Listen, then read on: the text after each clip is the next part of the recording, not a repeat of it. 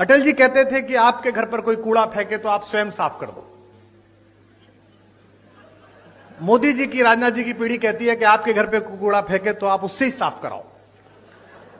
और मुख्यमंत्री जी की पीढ़ी कहती है कि आपके घर पर कोई कूड़ा फेंके तो आप कूड़े को भी साफ करो। आप में से कुछ कम लोग समझे, इसके लिए मैं आपका आभारी हूं।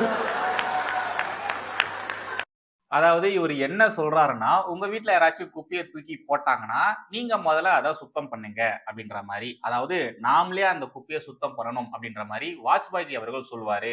அதே சிச்சுவேஷன்ல மோடிஜியோ அப்படி இல்லைன்னா ராஜ்நாத் சிங் அவர்களோ இருந்தாங்கன்னா, அவங்க என்ன சொல்லுவாங்க? அவங்க என்ன சொல்லுவாங்கன்னா, எவன் குப்பைய தூக்கி போட்டானோ அவன் கையாலேயே அந்த இடத்த சுத்தம் பண்ண வைப்பாங்க. சுத்தம் செய்ய சொல்லுவாங்க.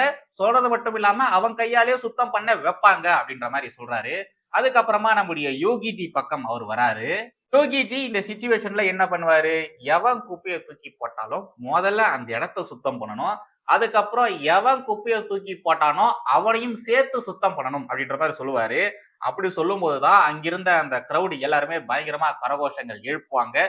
அவர் பேசுறதை கேட்டு யோகிஜியே சிரிப்பாரு. இத நீங்க ஜஸ்ட் குப்பையை கிளீன் பண்ற அந்த ஒரு சென்ஸ்ல மட்டும் பார்க்க கூடாது. எல்லா விதங்களிலும் பொலிட்டிக்கலி யோகிஜி அவர்கள் எப்படிப்பட்ட ஸ்டெப்ஸை எடுக்கிறாரு, குற்றம் செய்தவர்களுக்கு எதிராக என்ன மாதிரியான ஆக்ஷன்ஸை இவர் எடுக்கிறாரு அப்படின்றதையும் நீங்க வச்சு பார்க்கணும், பொருத்தி பார்க்கணும். அந்த ஒரு விஷயத்தை தான் குமார் விஸ்வாஸ் அப்படின்ற இந்த ஒரு நபர் வாஜ்பாய், மோடி, ராஜ்நாத் சிங், யோகிஜி இவங்க எல்லாருமே எக்ஸாம்பிளா வச்சு சொல்றாரு. ஒவ்வொரு தலைவர்களும் எப்பேற்பட்ட தலைவர்கள், அவங்களுடைய எவால்யூஷன், பாஜகவுடைய எவால்யூஷன் எப்படி இருக்கு அப்படின்றத ரொம்ப அழகா எல்லாருக்குமே புரியுற மாதிரி பிரிச்சு சொல்லியிருக்காரு. எப்பொழுதும் எதிராசன் வடிவழகு என் இதய தொழுதால் இல்லை எனக்கெதிரே ஸ்ரீமதே ராமானுஜாய நமஹா. இடதர்ம தேசியவாதிகளுக்கும் வணக்கம் அண்ட் ஜெய் ஸ்ரீராம். கழுத தேஞ்சி கட்டெரும்பான கதை அப்படின்ற ஒரு ப்ராவர்பை நீங்க கேள்விப்பட்டிருப்பீங்க. அது யாருக்கு பொருத்தமா இருக்கோ இல்லையோ, இந்த காங்கிரஸ் கட்சிக்கும் காங்கிரஸ்ல இருக்கக்கூடிய தலைவர்களுக்கும் பக்காவா பொருந்தும். ஒரு காலத்துல இந்த கட்சி எப்படி இருந்தது, அதுல இருந்த தலைவர்கள் எப்படிலாம் இருந்தாங்க, என்ன மாதிரியான வேலைகள்லாம் பார்த்திருந்தாங்க. ஆனா இப்போ தமிழ் படத்துல இந்த காதல்னு ஒரு படம் நீங்க பார்த்திருப்பீங்க. அந்த படத்துல கிளைமேக்ஸ்ல பரத் வருவார் இல்லையா, அத மாதிரிதான் அந்த கட்சியும் அந்த கட்சியின் தலைவர்களும் இப்ப ஆயிட்டாங்க. தமிழகத்துல இருக்கக்கூடிய காங்கிரஸ் தலைவர்களை எனக்கு பர்சனலா ரொம்ப பிடிச்சவர் கார்த்திக் சிதம்பரம். அவர் பேசுறது உண்மையிலேயே நல்லா இருக்கும், ரசிக்கிற மாதிரி இருக்கும். அதனால எனக்கு அவரை ரொம்ப பிடிக்கும். பட் இப்ப அவருக்கு தான் ஒரு பெரிய ஆப்பா வச்சிருக்காங்க, பெரிய ஆப்பா சுருகிருக்காங்க. வேற யாரும் இல்ல, நம்ம மத்திய அரசு தான் அப்பேற்பட்ட ஒரு காரியத்தை செஞ்சிருக்காங்க. இந்த கேஸ் ஃபர்ஸ்ட் நான் பார்க்கும்போது ஏதோ ஊழல் வழக்கு அப்படின்ற மாதிரி தான் நினைச்சேன். சாதாரணமா எப்பவும் போல இந்த காங்கிரஸ்காரங்க பண்ற மாதிரி தானே அப்படின்ற மாதிரி தான் நினைச்சேன். பட் கொஞ்சம் உள்ள போய் பார்க்கும்போதுதான் தெரியுது, ஊழலுக்கும் மேல ஒரு படி மேல கார்த்திக் சிதம்பரம் அவர்கள் சில கோக்குமாக்கான வேலைகளை பார்த்திருக்காரு. நேஷனல் செக்யூரிட்டி அதுல காம்ப்ரமைஸ் ஆயிருக்காரு. தேச விரோத செயல்கள், சுருக்கமா சொல்லணும் அப்படிதான் சொல்லணும், தேச விரோத செயல்ல அவர் ஈடுபட்டிருக்காரு. நேஷனல் செக்யூரிட்டி விவகாரத்துல காம்ப்ரமைஸ் பண்ணி அதுல ஊழல் பண்ணிருக்காரு. அதுல 4 காசு பார்த்திருக்காரு. இப்ப அந்த ஒட்டுமொத்த விவகாரத்தையுமே ஆதாரத்தோட நிரூபிச்சிருக்காங்க. சோ தலைவரை எப்ப வேணாலும் கைது செய்வதற்கான வாய்ப்புகள் அதிகமா இருக்கு. ஏன்னா எவிடன்ஸ் அம்புட்டு ஸ்ட்ராங்கா இருக்கு. யூபிஏ ஆட்சி, அதாவது இந்த காங்கிரஸ் உடைய ஆட்சி காலகட்டங்கள்ல நேஷனல் செக்யூரிட்டி விவகாரத்துல எவ்வளவு விளையாட்டுத்தனமா இருந்திருக்காங்க தெரியுமா இந்த காங்கிரஸ்காரங்க, காங்கிரஸ் தலைவர்கள். எவ்வளவு மோசமான விஷயங்கள் அவங்க செஞ்சிருக்காங்க தெரியுமா? டெல்லி ரூல்ஸ் அவென்யூ கோர்ட் அவங்க கார்த்திக் சிதம்பரம் உட்பட ஒரு 6 பேர் மேல குற்றச்சாட்டுகளை பதிவு செய்யணும் அப்படின்ற மாதிரி உத்தரவு போட்டிருக்காங்க. சட்டவிரோதமா சப்பமுக காரணங்களுக்கு ப்ராஜெக்ட் விசாவை கொடுத்திருக்காங்க. அந்த விவகாரத்துல இவங்களுக்கு எதிராக ரொம்ப ஸ்ட்ராங்கான எவிடன்ஸ் எல்லாத்தையுமே இப்போ நீதிமன்றத்துல சப்மிட்டும் பண்ணிருக்காங்க. இந்த வழக்குல குற்றச்சாட்டப்பட்டவர்கள்ல ஒருத்தர் தான் சேத்தன் ஸ்ரீவத்சவா அப்படின்றவரு. அவருக்கு எதிராக ஆதாரங்கள் திருப்திகரமா இல்லைன்னு சொல்லி அவரை விடுதலை பண்ணிருக்காங்க. இந்த வழக்குல இருந்து விடுவிச்சிருக்காங்க. 2011 மத்திய உள்துறை அமைச்சரா இருந்தது திரு பி சிதம்பரம் அவர்கள் தான். விசா அப்ரூவ் பண்ணுவாங்க இல்லையா, விசா அதுல பாத்தீங்கன்னா கடைசியா இருக்கிற ஸ்டேஜ் மத்திய அரசனுடைய ஒப்புதல் தான், மத்திய உள்துறை அமைச்சகத்துல இருக்கக்கூடிய ஒப்புதல் தான். அங்கதான் பி சிதம்பரம் அவர்கள் மற்றும் கார்த்திக் சிதம்பரம் அவர்கள் இவங்க 2 பேருமே சேட்டையை பண்ணிருக்காங்க. அப்போ அவங்க செய்த தில்லாலங்கடி வேலைகள் மீதான விசாரணையானது 2022 இருந்து நடந்துட்டு தான் இருக்கு. இதுல கார்த்திக் சிதம்பரம் உட்பட ஏகப்பட்ட பேரு ஏகபோகமா லஞ்ச பணத்தை வாங்கி ப்ராஜெக்ட் விசாக்களை கொடுத்திருக்காங்க. ப்ராஜெக்ட் விசா அப்படின்றது ஒண்ணும் கிடையாது. இப்போ ஒரு நிறுவனம் இந்தியால இருக்குன்னு வச்சுக்கோங்களேன். இந்த நிறுவனம் இங்க ஏதாச்சும் ஒரு வேலைகள்ல ஈடுபடுறாங்க, ஒரு கன்ஸ்ட்ரக்ஷன்ல ஈடுபடுறாங்கன்னா அங்க வேலை பார்க்கறதுக்கு வெளிநாட்டுல இருந்து நீங்க ஆளை கூட்டிட்டு வரணும்னா அந்த நிறுவனம் அந்த நாட்டுல இருக்கக்கூடிய நபர்களுக்கு, இங்க வேலை பார்க்க வராங்களே அந்த நபர்களுக்கு விசா கொடுக்கணும், விசா வாங்கி கொடுக்கணும். பட் இந்த நிறுவனத்துக்கு ஒரு சில ரெஸ்ட்ரிக்ஷன்ஸ் இருக்கும். நீங்க இவ்வளோ நபர்களை மட்டும்தான் கூட்டிட்டு வரணும், உங்களுக்கு இவ்வளவு பவர் தான் இருக்கு, இத்தனை விசாக்கள் மட்டும் தான் உங்களால கொடுக்க முடியும் அப்படின்ற மாதிரி ஒரு சில ரெஸ்ட்ரிக்ஷன்ஸ் இருக்கு. நம்மளுடைய அரசாங்கமே அதை கிரியேட் பண்ணியிருக்காங்க. பட் அந்த எல்லா விஷயத்தையுமே மீறி தான் கார்த்தி சிதம்பரம் அவர்கள், பி சிதம்பரம் அவர்கள் இப்படிப்பட்ட வேலைகளை பார்த்திருக்காங்க. ப்ராஜெக்ட் விசாக்களை அந்த எல்லை வரம்புக்கு மீறி கொடுத்திருக்காங்க. கோர்ட் அப்சர்வேஷன் என்ன சொல்லுதுன்னா, அது எப்படி இருக்குன்னா, குற்றச்சாட்டப்பட்டவர்கள்னு சொல்லப்படுற நபர்கள் மீது வைக்கப்படுகிற குற்றச்சாட்டுகள், ஆதாரங்கள் எல்லாமே ஒரிஜினலா இருக்கு. அது எதுவுமே ஃபேக்கா இருக்கிறதுக்கு வாய்ப்பே கிடையாது. அவங்க எல்லாருமே கண்டிப்பா குற்ற நிகழ்வுல ஈடுபட்டிருக்காங்க. நிதி பரிவர்த்தனைகள், தகவல் தொடர்புகள், அதாவது அவங்க பேசின கான்வர்சேஷன்ஸ், மெசேஜஸ், இமெயில்ஸ், இது எல்லாமே ஆதாரங்களா கொடுத்திருக்காங்க. சோ எல்லாமே பக்காவா இருக்கு. இவங்க தப்பு செஞ்சிருக்காங்க அப்படின்றத அவங்களே சொல்றாங்க. என்னதான் இவங்க எல்லாருமே பக்காவா ஸ்கெட்ச் போட்டு வேலை பார்த்திருந்தாலும் நீதிமன்றம் கிட்ட மாட்டிக்கிட்டாங்க, வகையா மாட்டிக்கிட்டாங்க. இதுல மெயின் அக்யூஸ்டா 2 பேரை சொல்றாங்க. First main accused Karthi Chidambaram அவர்கள் தான். அதுக்கப்புறமா அவருடைய கூட்டாளியான பாஸ்கர ராமன். இவங்க 2 பேருமே முக்கியமான அக்யூஸ்டுகள் அப்படின்ற மாதிரி சொல்லியிருக்காங்க. ஓகே, இப்போ உங்களுக்கு ஏகப்பட்ட கேள்விகள் வரும். யார் இத மாதிரி பண்ணா, எதுக்காக இப்படி பண்ணா, எதுக்காக ப்ராசிக்யூட்டிவ் விசா கொடுத்திருக்காங்க, எப்படி எல்லை மீறி இவங்க செயல்பட்டு இருக்காங்க, ஒண்ணுமே புரியலையப்பா அப்படின்ற மாதிரி கண்டிப்பா உங்களுக்கு ஒரு சில கேள்விகள் வரும். அதை நான் உங்களுக்கு இப்போ தெளிவா எடுத்து சொல்றேன். பஞ்சாப்ல 1980 மெகாவாட் அனல் மின் நிலையத்தை செயல்படுத்திட்டு வந்த தல்வண்டி சபோ பவர் லிமிடெட் அப்படின்ற மாதிரி ஒரு நிறுவனம் இருக்கு. அதாவது இதை TSPLன்னு சொல்லுவாங்க. இதுக்கப்புறமா இந்த நிறுவனத்துடைய பெயர் நிறைய இடங்களை சொல்ல வேண்டியது வரும். சோ நான் அங்க TSPLன்னு சொல்லிக்கிறேன். ஓகேங்களா? இந்த நிறுவனம் ஒரு சில வேலைக்காக சைனா நிறுவனத்திலிருந்து அவுட் சோர்சிங் பண்ணியிருக்காங்க. அங்க இருக்கக்கூடிய நபர்களை இங்க வேலைக்கு வர சொல்லியிருக்காங்க. இங்க ஒரு சில வேலைகள் முடிக்க வேண்டியது இருக்கு, பெண்டிங்ல இருந்திருக்கு.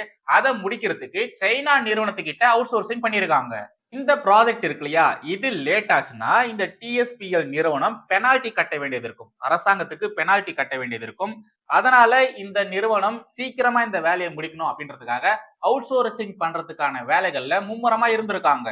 பட் இதுல ட்ராஜடி என்னன்னா, இந்த TSPL நிறுவனம் இருக்கு இல்லையா, இவங்களுக்கு அவுட் சோர்சிங் விசா கொடுப்பதற்கான அந்த ஒரு உச்ச வரம்பானது முடிஞ்சு போச்சு. அதை மீறிட்டாங்க, அதை முடிச்சிட்டாங்க. இதுக்கப்புறமாவும் அவங்களால அவுட் சோர்சிங் எல்லாம் பண்ண முடியாது. ப்ராஜெக்ட் விசாலாம் இவங்களால கொடுக்கவே முடியாது.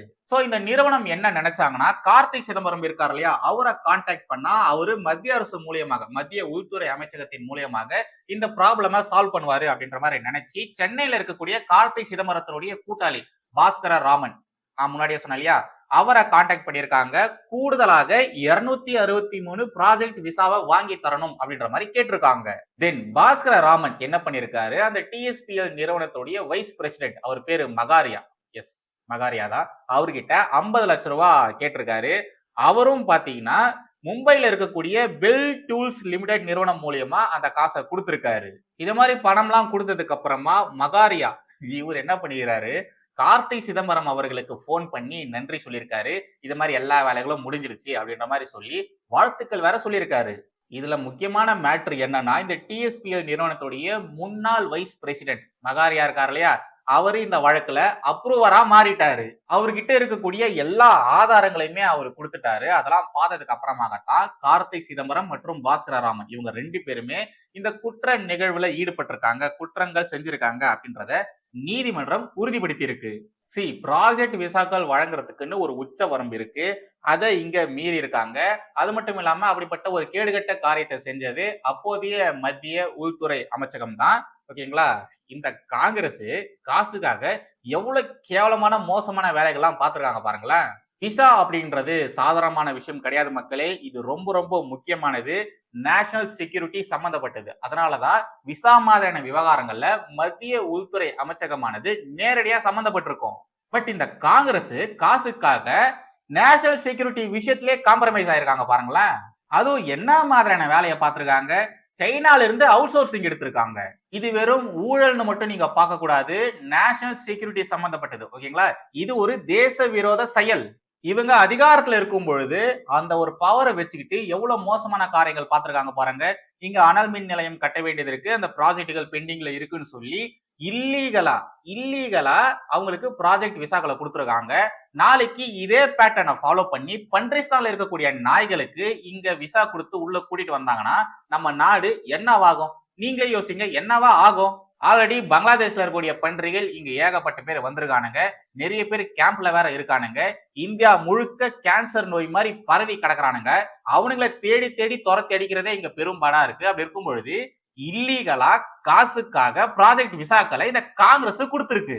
தெரிஞ்சே இத்தனை பேருக்கு இவங்க விசா கொடுத்திருக்காங்கன்னா தெரியாம, யாருக்கும் தெரியாம இன்னும் என்னென்னலாம் பார்த்திருப்பாங்க யோசிச்சு பாருங்க. அதுவும் இவங்க யாருக்கு ப்ராஜெக்ட் விசா கொடுத்திருக்காங்க? சப்பமுக்க சைனாக்காரனுக்கு. சைனாவின் உளவாளிகள் இந்தியாவுக்குள்ள வந்து இந்தியால உளவு வேலைகளை பார்த்தாங்கன்னா அது எவ்வளவு மோசமா இருக்கும். ஃபர்ஸ்ட் ஆஃப் ஆல் சைனா அப்படின்றது நட்பு நாடே கிடையாது. நம்மள எப்போ அடிக்கலாம்னு அவனுங்க வெயிட் பண்ணிட்டு இருக்கானுங்க. அப்பேற்பட்ட நாய்களுக்கு இவங்க ப்ராஜெக்ட் விசா வர கொடுத்திருக்காங்க, இல்லீகலா கொடுத்திருக்காங்க. நாட்டுக்குள்ள எப்படியாச்சும் ஒரு அன்ரெஸ்ட் சிச்சுவேஷனை உருவாக்கணும், இந்தியாவுக்குள்ள ஆட்சி மாற்றத்தை கொண்டு வரணும்னு அவனுங்க கங்கணம் கட்டிட்டு சுத்திட்டு இருக்கானுங்க. அப்பேற்பட்டவனுங்களுக்கு இவங்க அப்பவே இந்த மாதிரி இல்லீகலா ப்ராஜெக்ட் விசா எல்லாம் கொடுத்து வச்சிருக்காங்க. நீங்க இந்த காங்கிரஸ் உடைய வரலாறு எடுத்து பாத்தீங்கன்னு வச்சுக்கோங்களேன், காங்கிரஸுக்கும் இந்த சைனாக்காரனுங்களுக்கும் எப்பவுமே ஒரு பெரிய கள்ள தொடர்பானது இருந்துகிட்டே இருக்கும். இதே மாதிரி காங்கிரஸ் உடைய ஆட்சி காலகட்டத்துல ஒரு முறை சைனா கூட இவங்க MOU போட்டிருந்தாங்க, ஓகேங்களா, புரிந்துணர்வு ஒப்பந்தம் போட்டிருந்தாங்க. பட் இப்ப வரைக்கும் அவங்க என்ன மாதிரியான MOUக்கள் போட்டிருக்காங்க, என்னென்ன விஷயங்கள் சொல்லி அவங்க சைன் போட்டிருக்காங்க அப்படின்றது எல்லாமே மூடி மறைக்கப்பட்டிருக்கு. யாருக்குமே அது தெரியவே தெரியாது. ரகசியமாவே இந்த காங்கிரஸ்காரங்க வச்சிருக்காங்க. 2008 சைனா கூட இவங்க ஒரு புரிந்துணர்வு ஒப்பந்தம் போட்டாங்க. எதுக்காக ஒப்பந்தம் போட்டாங்க, என்ன மாதிரியான விஷயங்கள் இவங்க ஷேர் பண்ணிருக்காங்க அப்படின்றது இப்போ வரைக்கும் தெரியவே இல்லை. ஃபர்ஸ்ட் ஆஃப் ஆல் சைனா மாதிரியான நாடுகள் கூட எதுக்கு இவங்க MOUக்கள் போடணும், MOUக்கள் சைன் பண்ணணும்? சைனா என்ன யோகியமான நாடா? கிடையாது. இந்த பக்கம் பன்றிஸ்தானுக்கு தேவையான விஷயங்கள் செஞ்சு கொடுக்குறானுங்க. பன்றிஸ்தான் மூலியமாக நமக்கு இங்க குடிசல் கொடுத்துட்டு இருக்காங்க. அந்த பக்கம் சைனாக்காரனுங்களே எல்லாம் தாண்டி வரானுங்க, நம்முடைய நிலப்பரப்பை ஆக்கிரமிப்புகள் செஞ்சுட்டு வந்துட்டு இருக்கானுங்க. இது மாதிரியான விஷயங்கள் நேருமாமா காலத்துல இருந்தே நடந்துட்டு தான் இருக்கு. அதையே இந்த காங்கிரஸ்காரங்களுக்கு சைனாக்காரனை கண்டா அவ்வளவு சாஃப்ட் காரன்னு தெரியல. அவங்க நட்பு நாடும் கிடையாது. இருந்தாலும் சைனாக்காரங்களுக்கு முரட்டுத்தனமான முட்டுகள் இவங்க கொடுத்துக்கிட்டே இருக்காங்க. விசா வழங்குறது அப்படின்றது சாதாரணமான விஷயமே கிடையாது. எல்லா டாக்குமெண்ட்டும் சரியா இருந்தா மட்டும்தான் உங்களுக்கு விசாவே கொடுக்கப்படும். பட் இவங்க அதுலயே ஏகப்பட்ட குளறுபடிகள் பண்ணியிருக்காங்க. இத மாதிரியான விசா வழக்குகள், விசா குளறுபடி வழக்குகள் இதை எல்லாத்தையுமே மத்திய உள்துறை இதனாலதான் மத்திய உளவுத்துறை நேரடியா அந்த விஷயத்தை விசாரிக்கிறாங்க. ஸ்பெஷல் கோர்ட்டுகளும் இதை உன்னிப்பா கவனிக்கிறாங்க. தமிழகத்துல கூட ஒரு விசா விவகாரம் போயிட்டு இருந்தது. இப்ப அது என்ன ஆச்சுன்னு தெரியல. அண்ணாமலை அவர்கள் அப்போ அதை ரொம்ப ஆக்ரோஷமா எடுத்து பேசிட்டு இருந்தாரு. பட் இப்ப அந்த வழக்கு என்ன ஆச்சு, அந்த வழக்கினுடைய விசாரணை என்னவா போயிட்டு இருக்கு அப்படின்றது உண்மையாலே தெரியவே இல்லை. இந்த வழக்குல திரு கார்த்திக் சிதம்பரம் அவர்கள் நேரடியா சம்பந்தப்பட்டிருக்காரு. இதுக்கு பின்னாடி வெளிச்சத்துக்கு வராத பல விவகாரங்கள் இருக்கலாம், என்ன மாதிரியான விஷயங்கள் இருக்கும் அப்படின்ற ஒரு கோணத்திலையும் விசாரணைகள் நடந்துட்டு வருது. பார்ப்போம் இந்த விவகாரம் என்னவா ஆக போகுது. பி சிதம்பரம் அவர்கள் 100 நாட்களுக்கும் மேலாக திகார் ஜெயில இருந்தார் இல்லையா, அதே மாதிரி கார்த்திக் சிதம்பரம் அவர்களும் திகார் ஜெயிலுக்கு போக போறாரா அப்படின்றத பொறுமையா பொறுத்திருந்து பார்ப்போம்.